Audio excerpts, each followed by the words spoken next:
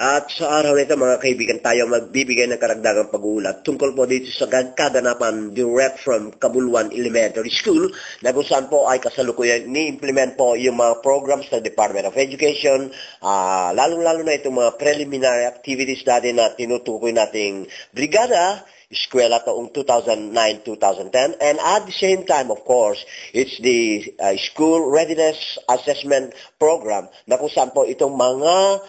incoming grade 1, especially dito po sa Cabuluan Elementary School, ay they have to undergo po yung tinatawag natin na School Readiness Assessment on two occasions. Una po yung pre-assessment, which is now going on. And of course, after the 8-year ECD curriculum, they will have to undergo yung tinatawag din natin na post-assessment. Ito po ay mga bahagi na nating pag-uulat dito sa kaganapan right from Cabuluan Elementary